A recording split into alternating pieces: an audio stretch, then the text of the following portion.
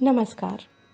Delivery के बाद घर जाते समय हमारे मन में कई सवाल रहते हैं, जैसे डिलीवरी के बाद ब्लीडिंग कितने दिनों तक रहेगी।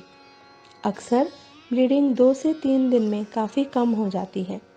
धीरे धीरे कम होते होते 10 से 15 दिन में पूरी तरह से बंद हो जाती है। सफ़ेद पानी या वाइट डिस्चार्ज कुछ दिनों तक तो जारी रहता है, लेकिन 1 से 1.5 महीने के बाद ब्लीडिंग पूरी तरह से बंद हो जानी चाहिए। ये शुरू की ब्लीडिंग भी दिन में 2 या 3 पैड बदलने पड़े इतनी ही होती है। जो आपका घाव है, या तो सिजेरियन ऑपरेशन का, या यदि नॉर्मल डिलीवरी के समय आपको नीचे कुछ टाँके लगे हों, ये सारे टाँके आजकल गलने वाले होते हैं। इन्हें आपको धोकर साफ़ रखना है और साफ़ तौलिए से पोंछकर सूखा रखना है। फिर उस पे आपको जो मलहम लिखा है उसको लगा लेना है। साफ़ सुथरा और सूखा रखने से घाव जल्दी ठीक हो जाता है और सूख जाता है। पेन किलर दवाई 5 से 6 दिनों तक या ज़्यादा से ज़्यादा 1 से 1.5 सप्ताह तक लेनी पड़ सकती है। यदि आपके टाँकों से पानी आए या ज़्यादा सूजन या दर्द हो तो डॉक्टर को ज़रूर दिखाएं। नॉर्मल डिलीवरी के टाँकों को दिन में 1 से 2 बार गर्म पानी से सिकाई करने से आपको आराम महसूस होगा। क्या खाना चाहिए? पौष्टिक और संतुलित आहार लेना बहुत ज़रूरी है।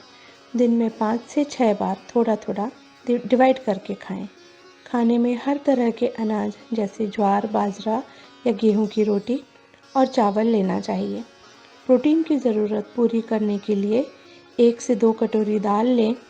अंकुरित चना, मूंग, पनीर आदि से आपकी प्रोटीन की आवश्यकता पूरी होती है। साथ ही साथ हरी सब्जी, सलाद, फल से आपको फाइबर मिलता है। इससे आपका पेट साफ रहेगा। और यदि आपको पहले से जीडीएम या डायबिटीज़ है तो मीठा और मिठाइयों से परहेज करें। 2 से 2.5 लीटर पानी रोज़ पीना चाहिए। क्या नहीं खाना चाहिए? बासी खाना नहीं खाना चाहिए। Fast food, Chinese food, street food जैसे वड़ा पाव या प्रोसेस्ड फूड जैसे मैदे से बनी चीज़ें या बिस्किट आपके लिए उचित नहीं है।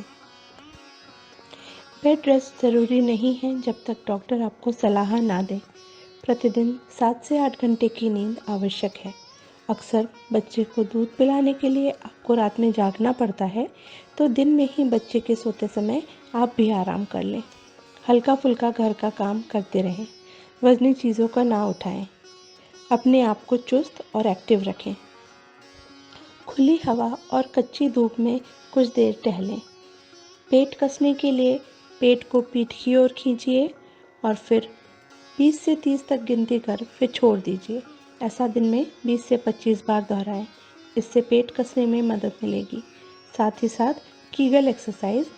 ये एक्सरसाइज पेल्विक फ्लोर की एक्सरसाइज है। डिलीवरी के समय नीचे के योनि मार्ग के स्नायु इंजोर हो जाते हैं। उसे कसने और वापस नॉर्मल टोन लाने के लिए कीगल एक्सरसाइज आवश्यक है। ये कीगल और पेट की एक्सरसाइज आप बच्चों को दूध पिलाते समय भी कर सकती हैं। डिलीवरी के बाद पहले 1.5 महीने तक इतनी कसरत पर्याप्त है। एक्टिव एक्सरसाइज या जिम 1.5 से 2 महीने बाद ही करें।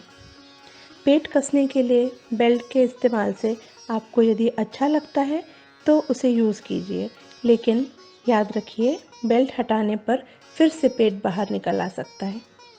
पारंपरिक मालिश से आपको यदि अच्छा लगता है तो उसे आप करा सकते हैं, लेकिन पेट पर अधिक दबाव ना दें। इससे बच्चेदानी नीचे आने की या दोबारा ब्लीडिंग स्टार्ट होने का खतरा रहता है। इसीलिए पेट और स्तन की मालिश ना करवाएं। डिलीवरी के बाद 1.5 महीने तक शारीरिक संबंध वर्जित है। इसके बाद आप कर तो सकते हैं, लेकिन गर्भधारण हो सकता है। कई बार 6 महीने या 1 साल तक भी आपको माहवारी ना आए, लेकिन इस दौरान आपको प्रेगनेंसी हो सकती है। इसलिए आप कोई ना कोई गर्भ निरोधक जैसे निरोध, कॉपर टी या डीएमपीए का इंजेक्शन लगवा सकते हैं। अब घर जाने के बाद आपको आयरन और कैल्शियम 6 महीने तक लेना चाहिए। कैल्शियम की गोली तो तब तक लेनी चाहिए जब तक आप दूध पिला रही हैं। थायराइड, ब्लड प्रेशर, शुगर, इसकी दवाइयाँ यदि आपको पहले से चलती हैं तो डॉक्टर की सलाह से उसे लेते रहें। पुनः चेकअप, फॉलो अप विजिट। 1 हफ्ते बाद आप आकर दिखाइए ताकि आपके घाव, टाँके, ब्लीडिंग की मात्रा आदि चेक कर सकें। 6 सप्ताह बाद आपको गर्भनिरोधक की सलाह लेनी चाहिए। यदि आपको बीपी या डायबिटीज़ है तो उसका चेकअप भी 6 सप्ताह बाद ही कराना चाहिए। याद रखिए, यदि ब्लीडिंग ज़्यादा हो, बुखार आए, उल्टी हो, पेट फूले, सांस फूले या आपको किसी भी प्रकार की कोई दिक्कत महसूस हो तो 6 सप्ताह का इंतज़ार न करें। आप इमरजेंसी में भी आके दिखा सकती हैं। धन्यवाद।